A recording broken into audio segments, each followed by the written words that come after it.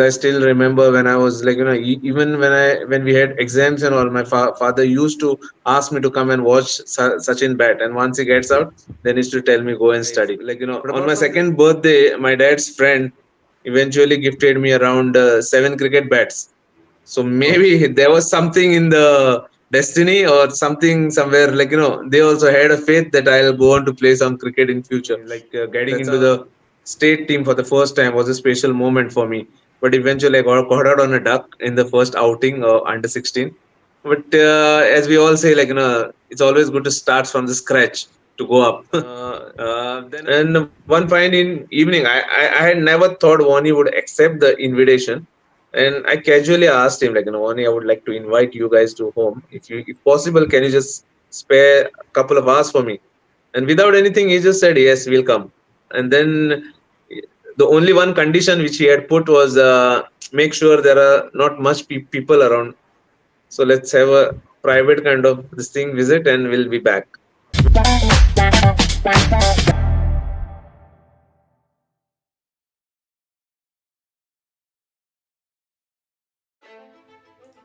Hello, everyone, and welcome to this very first episode of our podcast.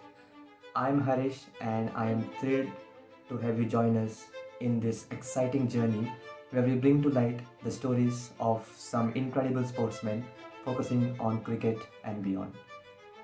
We've always heard about superstars, but what about those whose journeys have been remarkable, equally remarkable, but yet not as widely known? This podcast is dedicated to uncovering those stories. Stories that inspire, stories that resonate, and stories that deserve to be shared.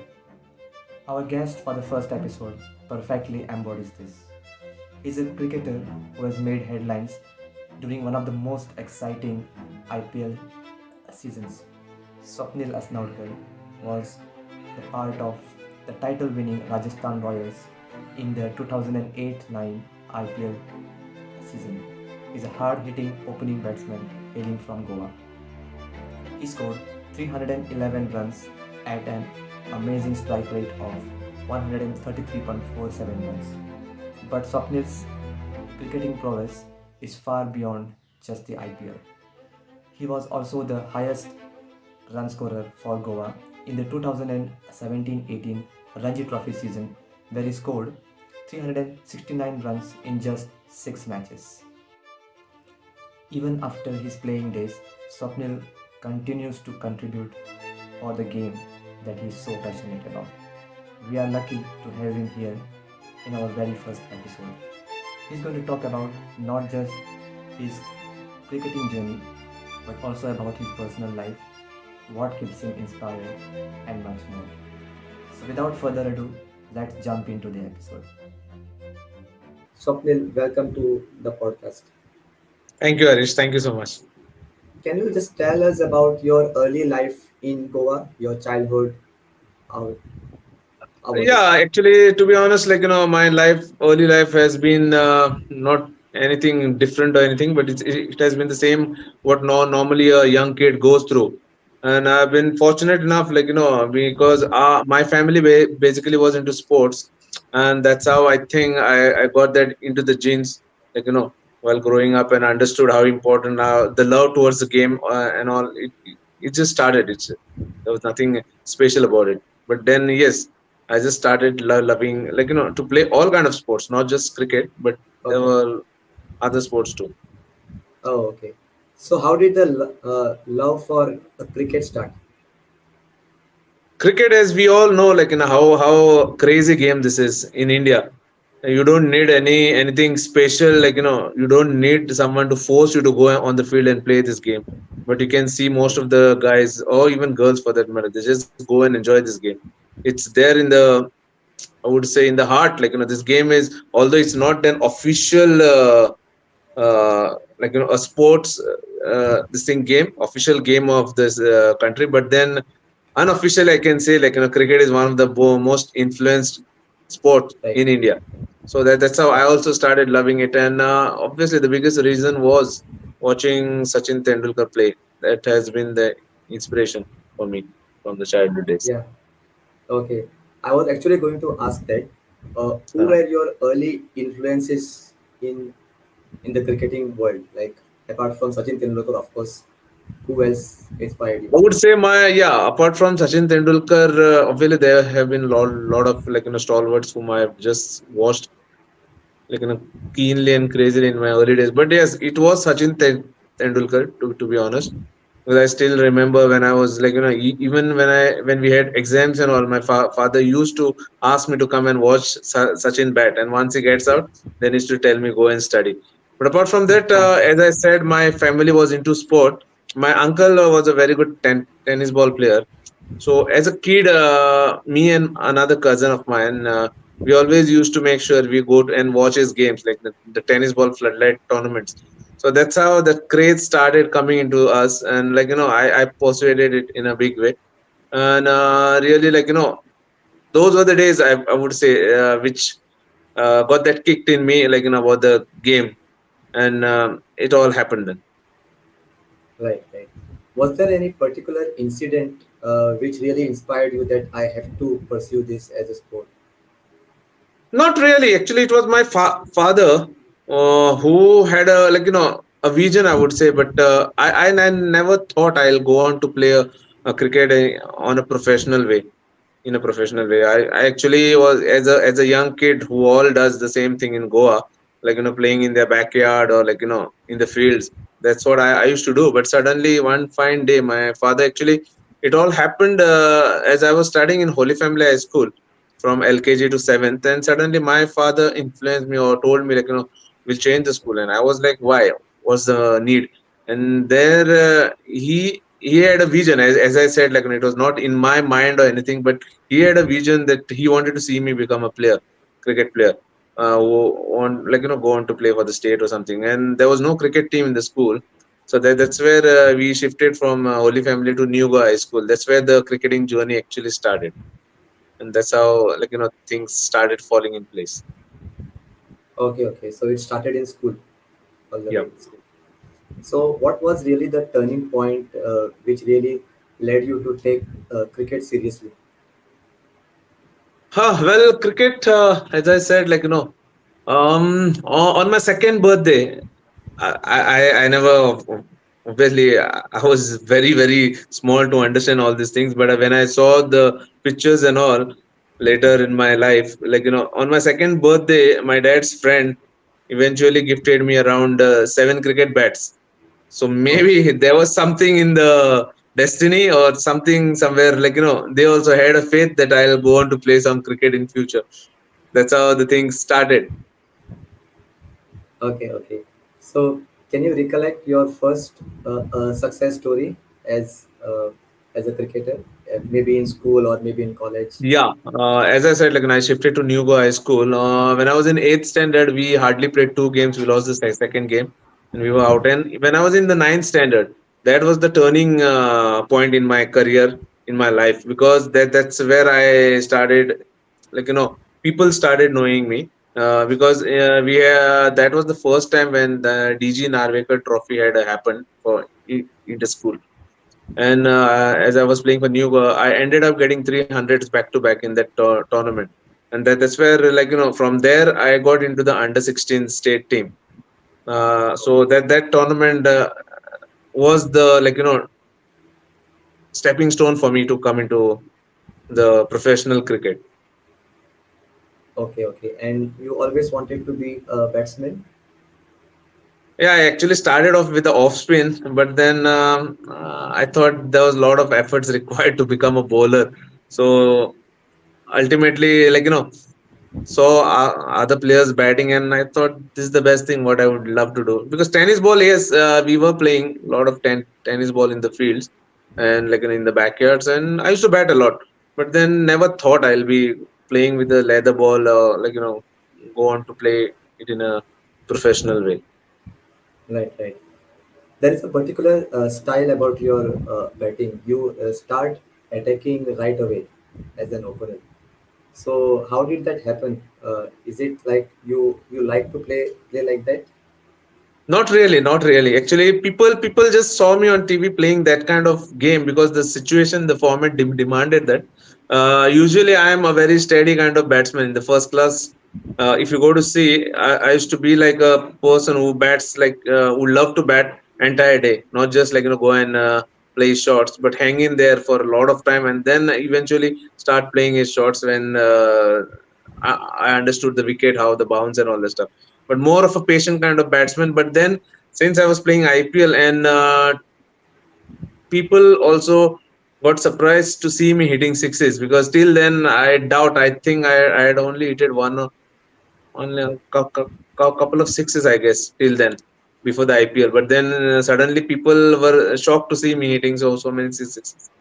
But I would say that format actually, like that format pushed me to upgrade my game and make sure I just extend certain things. What Since I had a good basics, the T20 format was all about watching the ball closely and trying to extend your basics. I would say that's what I tried to do, tried to do, and it worked. It worked well. Right, right, right. You had a very illustrious career, okay? Like not just Goa, but I think you made a name for yourself in the entire nation with IPL and Rajasthan Royals. Okay, I'm sure you have some memorable moments of your career which you would like to share, and which our viewers would also want to know. Oh well, there have been a lot of instances where which are very special for me. Like getting into the state team for the first time was a special moment for me. But eventually, I got out on a duck in the first outing under 16.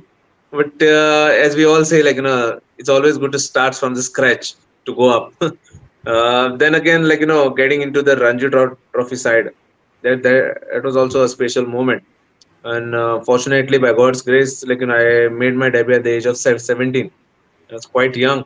Uh, and I still remember my father, when I started playing at the age of 14, he had a kind of put a benchmark for me, saying if you don't get into the state Ranji Trophy team by the age of 19, I don't think so you should be playing this game. You should start studying and pursue in some other direction. But as I said, fortunately by God's grace, I got into it, the Ranji Trophy team at the age of 17. So that's how all these things started. Then again, my IPL debut match where I got 60 against KKR. That again is a most memorable thing for me. And obviously representing Goa and getting those hundreds, first double hundred. There have been a lot of instances where and mostly I would say whatever runs I've got, whenever the runs have helped the team to win the match, those have been more special than just the knocks what I've got. Okay, okay. Any incidences on the field with the players or while you were playing, something that we might not know or not read about you? I'll just tell you one funny incident when I was captaining the Goa under 19 team. Yes, it was by way back. There was one guy. His name was Ritesh. He was quite new to this circuit, and Okay, one bowler had already started from the other end. And normally, a bowler shines the ball one side of the ball it is shine, so that both ends you can shine the same surface, and they can either bowl in swing or outswing. But then once the bowler started the first bowler, he shined the ball on the board side. I guess there are two sides on the ball. One is board and one is okay, the SG side. So he shined the ball on the board side. And when this guy's turn came, so I asked him you have to shine the board side. I said because he has already done it. So this guy was like, no, I want to sign SG only. Like this is not the way it works. You have to make sure whatever one start, uh, you have to go with that. But this guy was like, no, I will start with SG only.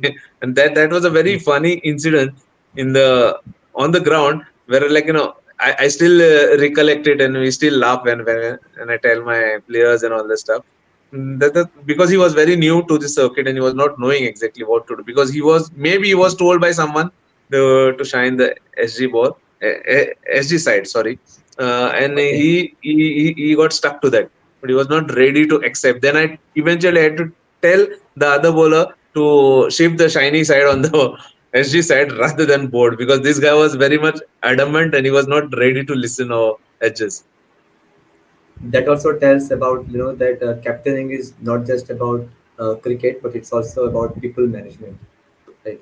Absolutely, because it's on the field, it's all about the captain. Outside, obviously, the coaches are there, but on the field, it's the captain, how he manages the team, how he manages the players well to get Absolutely. the best out of them. Yeah, absolutely. So, you were in professional cricket for a long time before IPL. How did you manage the pressures like personal life, studies, and cricket? How did you manage this?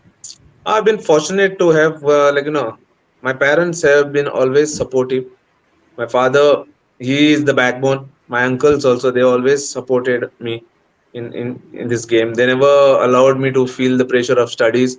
I was good in studies, it's not that. But yes, this game taught me a lot to be more independent, to be more responsible. And I was a kind of a kid who was, I never wasted my time going out for parties or anything.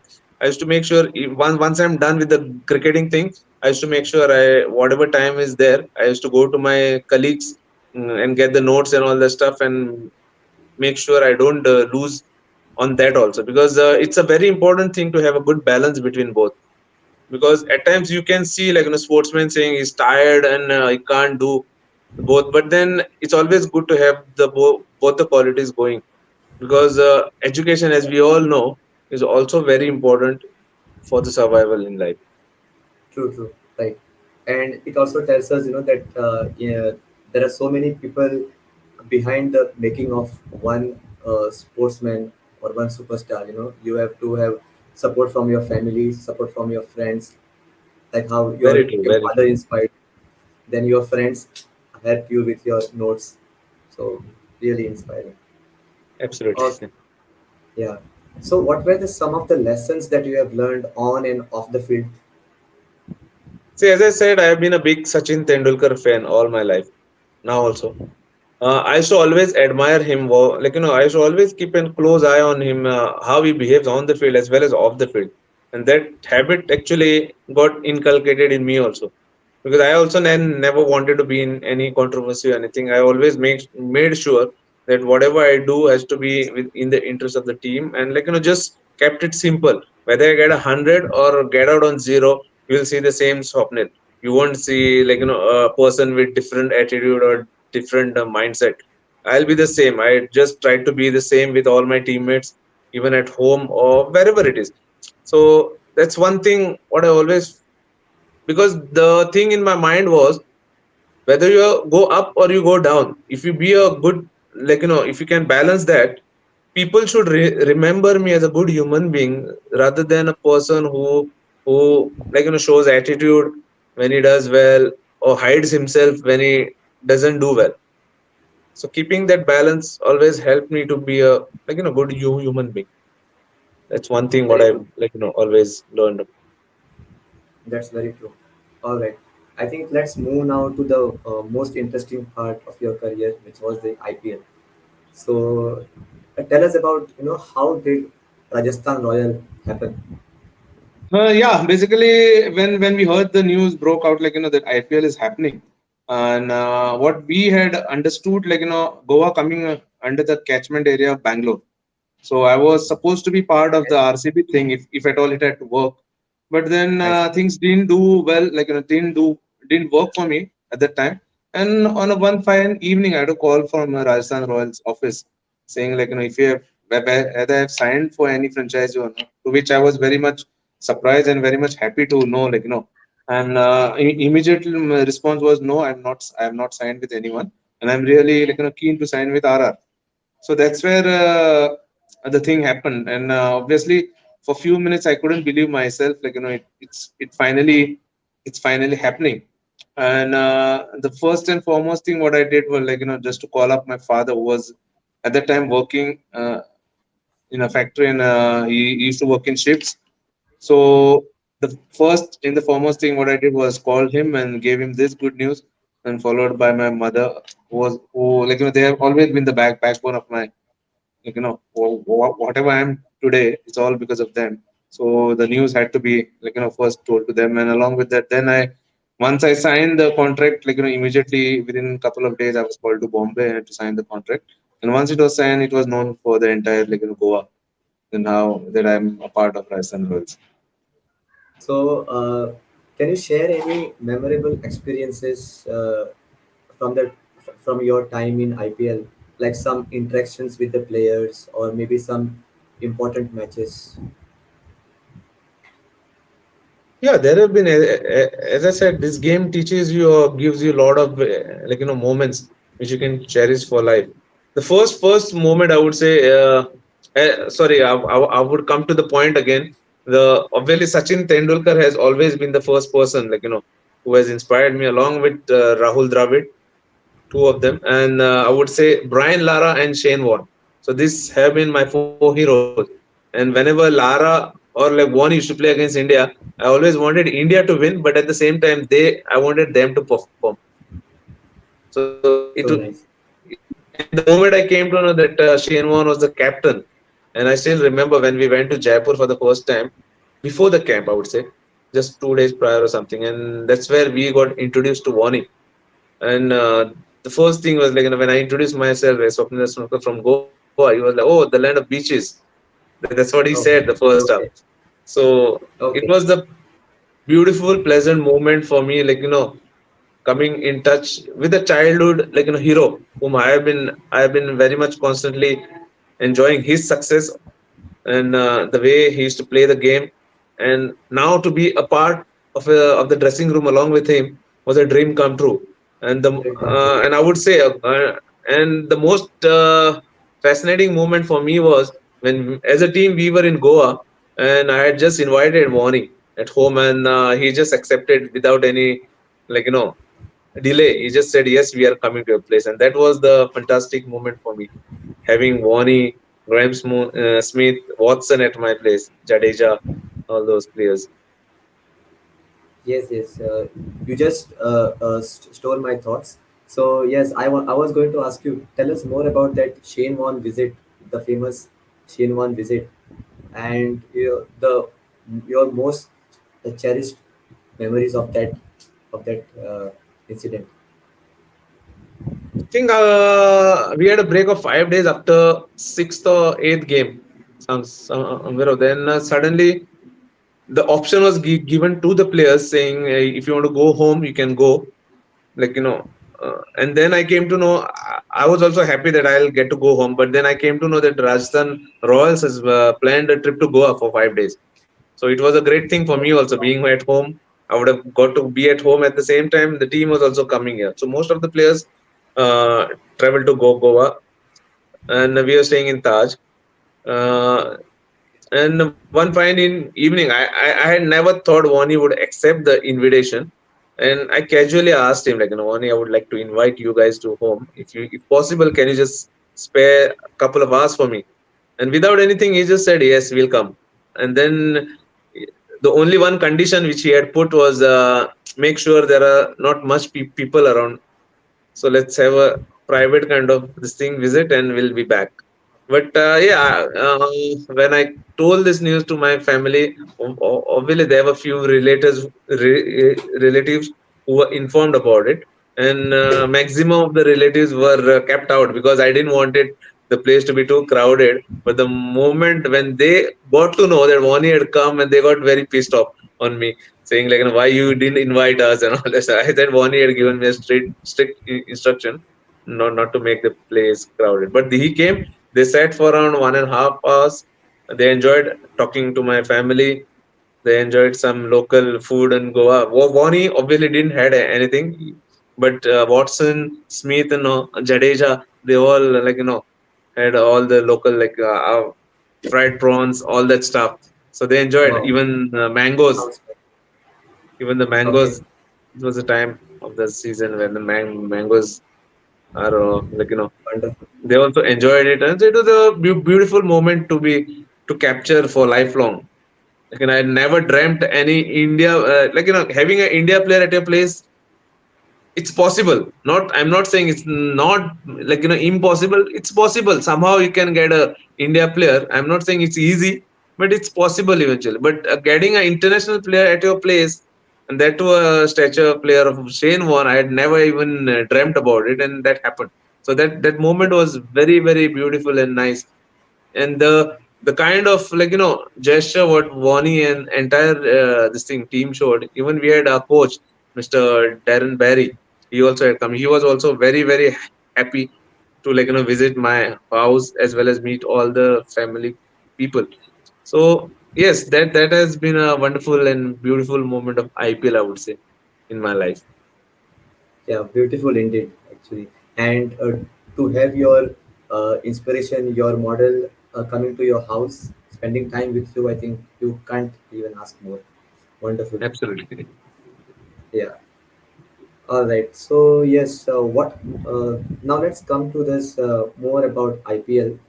Uh, what were the challenges and opportunities which you came across during your IPL career? See, IPL, we all know it's a big stage, and at that time in 2008, it was pretty new. No one knew, how the tournament will kick off and all this stuff. Right. But then, yes, now obviously it's a big event, big tournament in the world. IPL, everybody loves to, be a part of it and looks forward to be a part of it. But at that Yeah. time, it was completely new, and no one had any idea how to go about it in the initial stages. So obviously there were challenges because we had not faced, especially player like me who was just playing domestic cricket, and suddenly I was thrown into the scene where obviously international cricketers were there, big cricketers, in fact, not just normal cricketers, legends of the game, whom I had to face. It was a big challenge, obviously, but then my teammates, even Graeme Smith, Voni, they helped me a lot to understand what is required to play at this level, how to go about it, and the best advice what they told, not just me but entire players, was like just to keep the things very simple and just back your own abilities. Just go out there and just enjoy that pressure.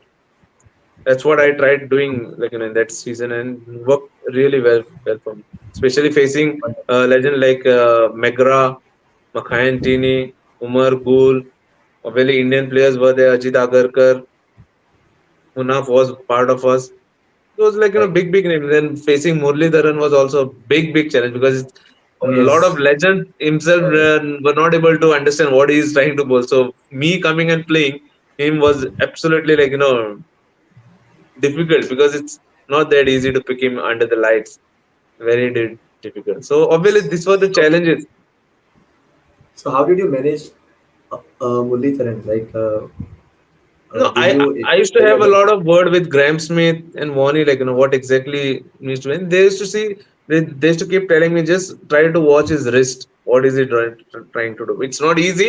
It's not easy. And luckily, I played well to him. I wouldn't say I read him perfectly. No, not at all. But then yes, things went on good against CSK. Whenever I played against them, I fortunately got runs. Right, right, absolutely. So, and did you see this IPL as an opportunity for maybe probably an opportunity to go in the national team?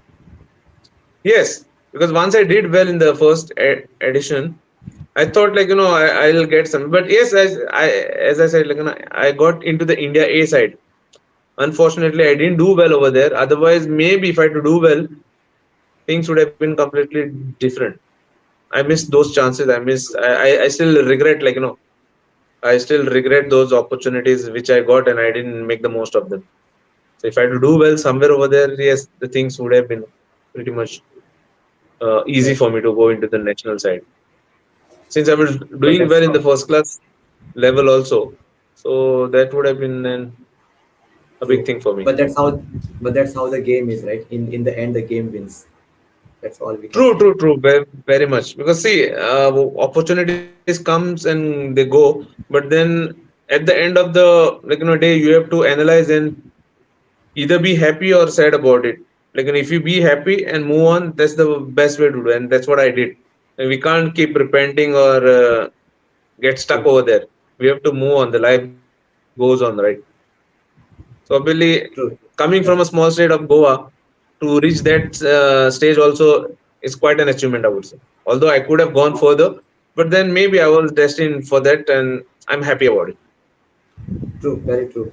But did you feel the pressure of staying competitive when you were playing with international players and very, all these players were of very high stature. So did you feel the pressure of staying competitive in this league? Very much, because they have been playing international cricket for a long time, and to be sitting next to them, sharing the dressing room itself would give me some goosebumps initially. But once I Yeah, started being a part of the team, started doing well, then I could take that pressure on. I started enjoying it. But initially, yes, it was a big thing because I still remember before the debut, because I was not. Vani had told me, "You just be ready. I'll just throw you at any point." And after the fourth game, it was the fifth game of the tournament.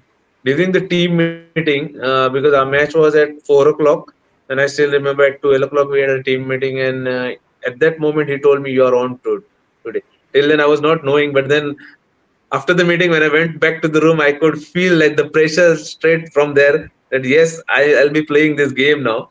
So obviously, I didn't plan anything or all that stuff. I just tried to make myself as calm as possible so I can just go and try to bat the way I can rather than overthinking and not doing what I know the best.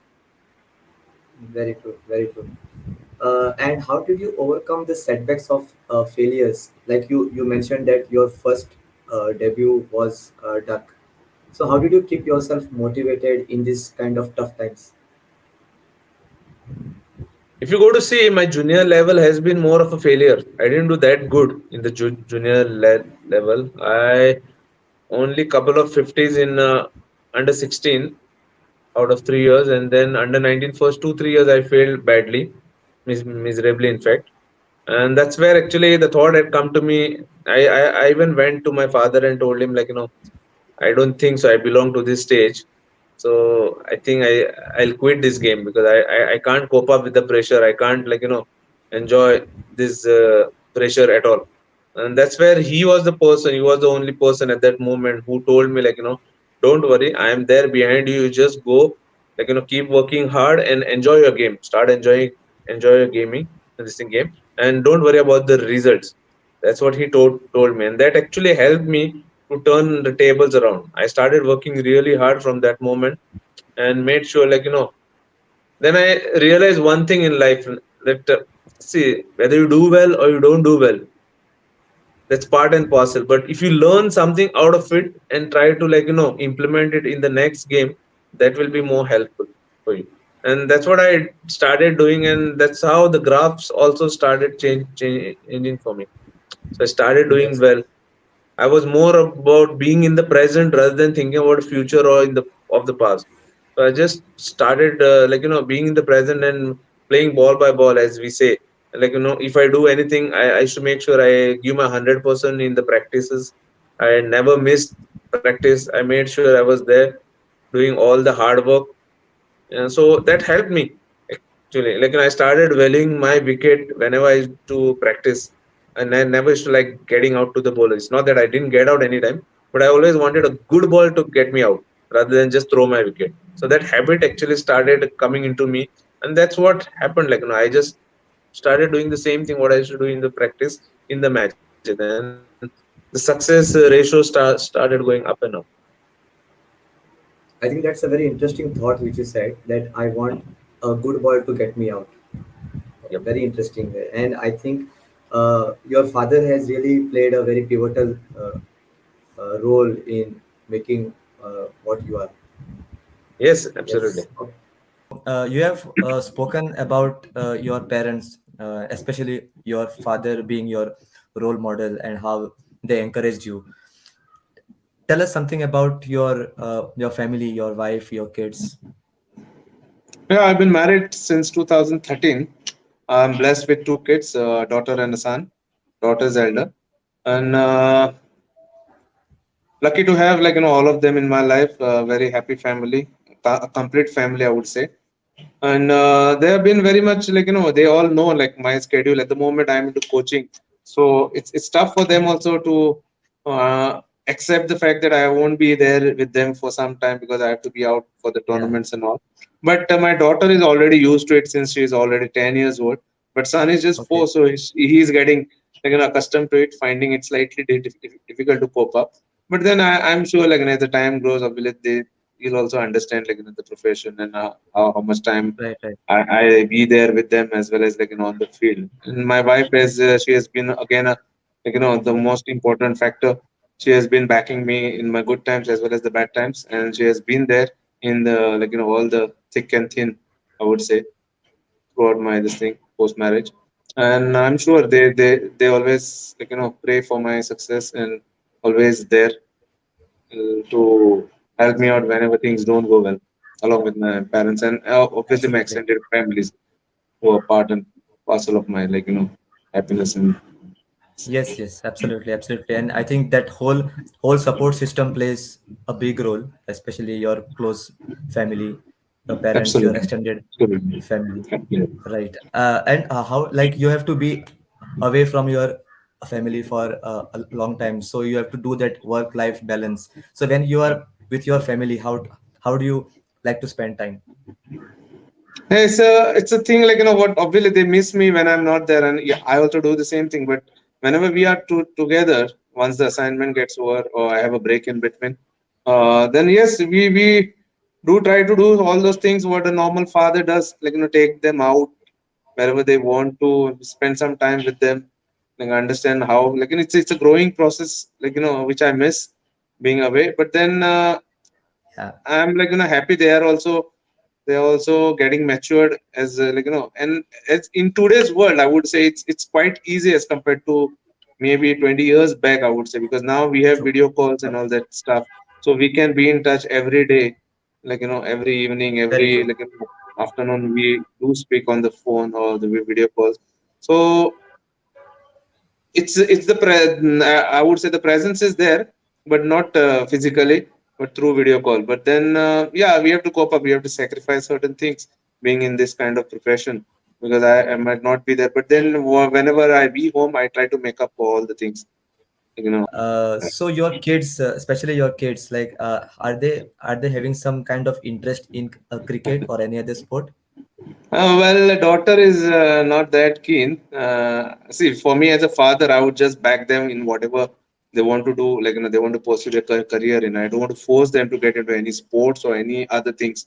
But yes, it's always good to have any extracurricular activities which you are good in, not just studies. Along with that, son is more about like, he at the moment he does play cricket along with me. He does play cricket. Even he loves football. He loves kicking the balls. So Oh, let's see how he like, how he goes about it, and what's there in his destiny.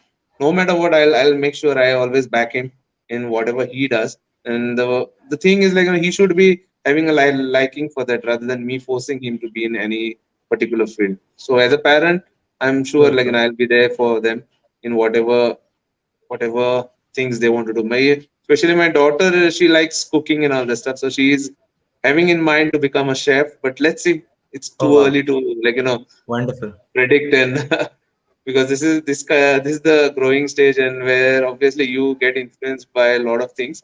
But then true, she loves cooking. Like she always keeps saying like, I'll become a chef when I grow up. wonderful, wonderful. All the best to your kids, Thank and you. Thank you. yes, and as a father, it's really nice to support your kids where they want to go in their career.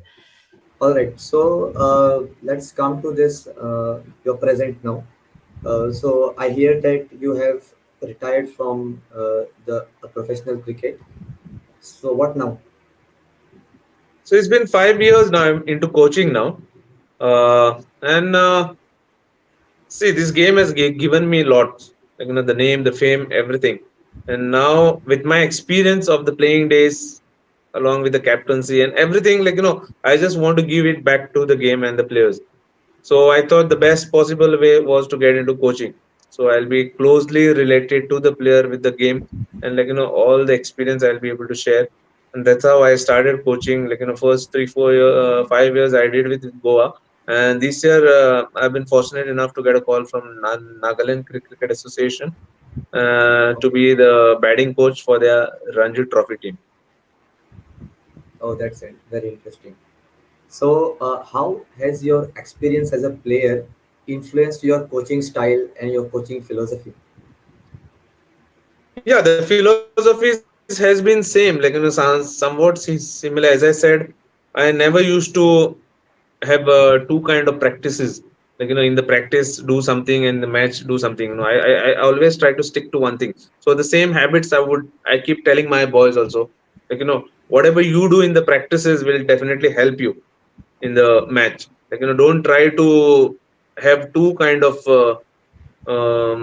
playing style. You'll do something in the nets and do something in the match. Stick to one style. That will give you more success. At the same time, I had my philosophies as a player to I always used to be very disciplined kind of a guy. So these are the few things which I always in the coaching also. I made sure I keep the same things going and try to keep the things very very simple as compared to making it very complicated. It's no point because I'm a kind of a coach now who would like to know the player well, because there are a lot of thoughts which goes on in the mind when a player goes through some failures, and I've experienced it personally. And I also know how important a coach role is when Right. certain phase comes. So this is what I've tried to stick to, and giving whatever knowledge, like tactical, whatever knowledge is required for the player, and to be around the player. Obviously, performance, to enact the performance is the most important thing from the player, but at the same time to have the trust and the bonding between the player and coach, it is also utmost important. And this is what I try to do, because whatever we can do as coaches now, it's obviously behind outside the boundary line. Inside, only the players can go and execute them, but try to give them Right. that comfort zone where they can go out and express themselves in the best possible way. Very true. And I think this also tells us, what important role a coach plays. Like, it is not just when the team is doing well, it's also when the team is not doing well also. And keeping it simple and uh, discipline is what you said are the most important part of your philosophy. Very interesting. So See, how do you? in life, in our playing days also, we have also come across so many coaches. Some have been very understanding, some have been very strict, very adamant. So it's very difficult for a player to express themselves when you get a coach who is very adamant. So I True. never wanted such kind of influence on the players. I always made sure, I want my players to express themselves without any fear. I want them to be open. I want them to clear all the doubts what they have in their mind, rather than having any doubt and going out there playing. Because I know I can understand, when I used to play at times, I was also reluctant to go and speak to the coach because he was a bit strict and adamant. So I used to always restrict myself, but I don't want my players to do that. That's the reason I've been bit jolly. I've been bit very, very very open to them, and always there to help them in whatever possible way. Wonderful, and I'm sure you've been a very wonderful to be as a coach. Thank you. Okay, and how do you identify and nurture talent in young players? See, if you go to see the moment you see a player, you can understand, obviously with this technical aspect, that is one thing. At the same time, obviously in one go you can't make out, but if you keep seeing him for 3 4 days, you can understand whether he's really very keen to become a very good player, or he's just of those kind of players who wants just that fame and which is very very impossible to get in this sport. You have to be very competitive. You have to be very disciplined. You must have heard talks from Virat Kohli, Rohit Sharma, all the present players, even the past players. They always keep saying the same thing. Like, you have to be very disciplined. You have to be very hardworking. You can't. There is True. no. There is no. uh, shortcut for any success. But by watching certain players, you can understand these are the players who will go on to play a big role in this game. And there are players whom we identify, like by watching them, whether they are serious about the game or they are not. So we can understand, like whether they are ready to take that extra yard, that pain, like Right. to go about the. So how has it been with the Nagaland team? I mean, So we had what a short potential do you camp. think? Yeah, we had a short camp of 8 days. Now I'm traveling to tomorrow again over there. So we'll have another. Now I'll be there for another 25 days or so, and then the season starts for us. So obviously there are lot of ideas. What me along with the head coach will discuss and try to implement it and try to get the best out of the players from there. Fantastic. I wish you all the best for your season. And Thank you so much. Thank you. on the ending note, I would like to ask, what advice would you give to aspiring cricketers? Keep it simple, just go out there, express yourself, keep yourself very hungry for to get better and better. Make sure you are very disciplined. Make sure you always want to learn something new, trying to add something to your own game. And and as always keep saying, no matter how much runs you get or how many wickets you get, it's all about being, at the end of the day, it's all about being a good human being. So try to be humble and just enjoy life how it comes. Perfect. So keep it simple, discipline, and be a good human being. I think that's a wonderful advice to give to all the youngsters. And thank you so much for taking time and talking with us and sharing about your wonderful experiences, and wishing you all the best for your career as a coach and for your upcoming camp in Nagaland. Thank you so Thank much. you, thank you, means a lot. Thank you. Bye. Bye.